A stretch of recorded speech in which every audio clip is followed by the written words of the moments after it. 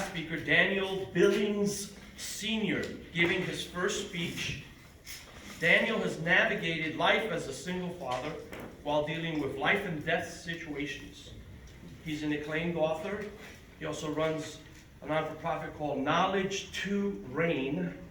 So giving his speech in his vernacular title, I Love Me Some Him. Let's welcome Toastmaster Billings Sr.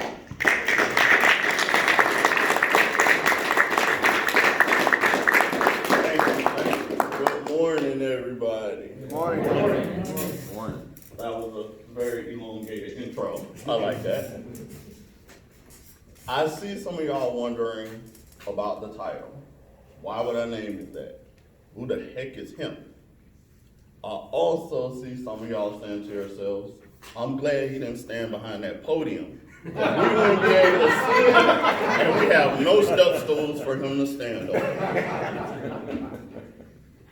Chairpersons, fellow Toastmasters, and guests, I am Daniel Billings Sr., and this is my conversation piece, I Love Me Some Him. June 19, 2006, I was gifted a 6-pound, 8-ounce little man by his egg donor with help from hospital staff at a Tampa, Florida hospital. Yes, I said egg donor. Don't worry about copyrights. I'll let y'all use that one for free. Between March and May of the following year, I was called in for one of my 2 kidney transplant surgeries. They got me in the hospital. They cut me open. The surgeon had the kidney in his hands and his hands in my belly, and he got a call to stop the surgery. They were still doing a biopsy on a tiny piece of the kidney and found out the kidney had cancer. They sewed me back up like a rag doll, told me they apologized, then sent me home with hopes and dreams that I would get that second call for that second kidney. 2 to 3 weeks later, they called me again, but this time felt different. This time I knew when I got out of surgery, I was going in the ICU, and with my son being a baby, he could not come and see me. I told them right out the gate that I would not be having the surgery if I cannot see my son's face. I needed to see my son's face to know that I was going to get through this. They agreed. When I woke up in my ICU room, the first thing I did was call the nurse and say, I need to see my son. She went and got him, and she brought him to this big window in the front of my ICU room. When I seen my son, my face lit up, and I knew I was gonna be all right. The very next morning, I woke up to my bed shaking and me being rushed down the hallway. All I could see was lights over my head flashing, and I turned and asked the nurse, what's wrong? What's going on? She said, blood clots are filling up in your belly at a rapid pace, and if we don't get you into emergency surgery, you're gonna die.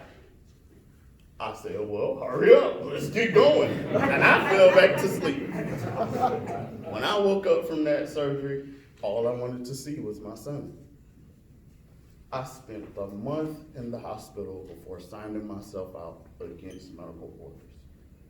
I told the hospital that if I was gonna die, I was gonna do it at home or in a park playing with my son, not in a hospital bed with needles and tubes all over the place. At this time, my son was about a year old. When my son turned 6 months old, I started teaching him how to use a computer. When he started Head Start, he was the only kid in his Head Start class who knew how to use the computer. That the teachers had him helping them teach the other kids how to use the computer when they got to that point. And this became a trend throughout his school years. My son is now 15 years old. He's on pace to graduate a year early, which means his 11th grade year in high school will be his final year. He's working to start his own tech and gaming business. He's planning to go to UCF to be a computer engineer. 3 weeks ago, he got an offer from a tech company that is based here in the UK, in the US, and the UK, and in India for an internship at 15 years old. He does CrossFit 3 days a week, and he's been volunteering for Special Olympics since he was in 6th grade by his choice. I've never forced him to do anything. As a single father, it's always been about what choice you want to make. Because I wanted him to be happy in whatever he chose to do. When he turned 6 years old, I started teaching him how to play chess. When he turned 8 years old, I started letting him pick out his own clothes and shoes from the store and teaching him how to cook. My son can go in there and cook complete dinners. I don't have to do much of anything. I do because I love to cook, but my son can do it. My son also helps me run my business, something he also chooses to do with all he has going on. My son has always been, since the moment I found out I was going to have him, my strength, my motivation, my inspiration to do everything that I have made a decision to do. I could have been dead already. I could have easily given up. But I chose to stand up and be a father for my son and fight through whatever I had to fight through. Fellow persons, fellow Toastmasters, guests, I know we get up here and we say what we do up here is giving a speech.